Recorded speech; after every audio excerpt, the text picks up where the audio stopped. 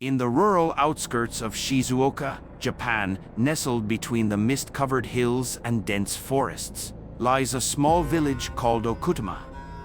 Known for its serene landscapes and traditional charm, Okutama is a place where ancient legends linger like the morning fog.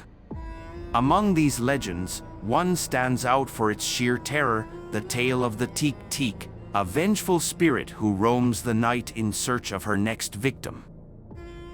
It was a crisp autumn evening when my friends and I arrived in Okutama, drawn by the stories of the Teke Teke that had circulated through the region.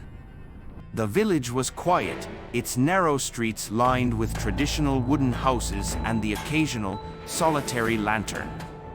The air was cool, and the leaves crunched beneath our feet as we made our way through the village, our breaths visible in the chill. We had decided to stay at an old ryokan on the edge of town, its rustic charm providing an authentic experience of rural Japan. The ryokan, with its tatami mats and sliding shoji doors, was both cozy and a little eerie. Our host, an elderly man with a weathered face, greeted us with a solemn nod. "Be careful out there," he advised, his voice low and gravelly. "The Teke Teke is known to wander these woods. It's best not to be out after dark." We assured him we would be cautious and set out to explore the village. As night fell, the fog rolled in, blanketing the village in an otherworldly haze.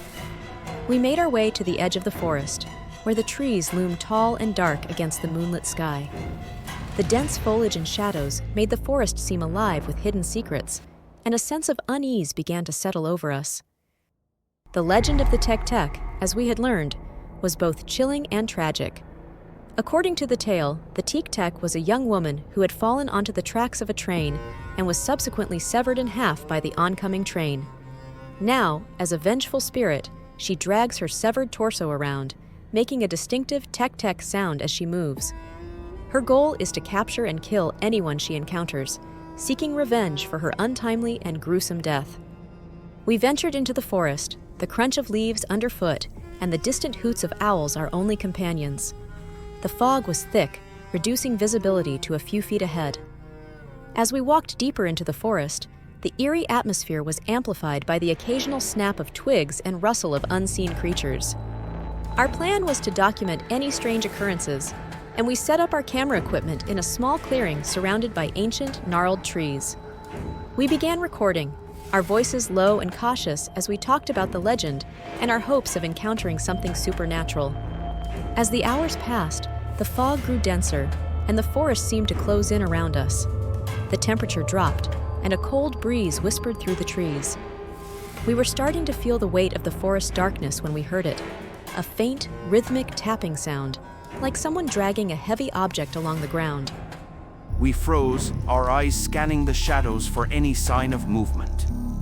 The sound grew louder, more distinct, and it became clear that it was coming from behind us. We turned to see a figure emerging from the fog, moving slowly and deliberately. It was a woman, or at least what looked like a woman, but her movements were unnatural, her body contorted and dragging along the ground. The Teke Teke was exactly as described in the legends. Her upper body was intact, but her lower half was missing, leaving a gaping, bloody wound where her torso had been severed. She was dressed in what appeared to be a tattered kimono, and her face was twisted into a mask of rage and agony. The sound of her dragging body was unmistakable, a rhythmic, scraping noise that sent chills down our spines. We stood frozen, unable to move as the Teke Teke approached. Her eyes were dark and hollow, and she seemed to be focused solely on us. The terror was palpable, and we could feel the cold, malevolent energy radiating from her. In a panic, we tried to gather our equipment and make our escape, but the Teke Teke moved faster than we anticipated. Her dragging sound grew louder, more insistent, and she seemed to close the distance between us with alarming speed. We scrambled through the underbrush, the fog and darkness, making it difficult to see where we were going. The forest was a maze of shadows and twisting paths, and we could hear the Teke Teke's dragging sound echoing all around us. The fear was overwhelming, and the sense of being hunted was intense. We could feel her presence closing in, her vengeful spirit determined to claim us as her next victims. Just when it seemed like there was no escape, we stumbled upon a small, abandoned shrine nestled between the trees. Desperate and terrified, we darted inside, hoping that the sacred space might offer some protection. The shrine was ancient, its wooden structure worn and weathered, but it seemed to provide a momentary respite from the terror outside. Inside the shrine, we huddled together, our breaths coming in ragged gasps.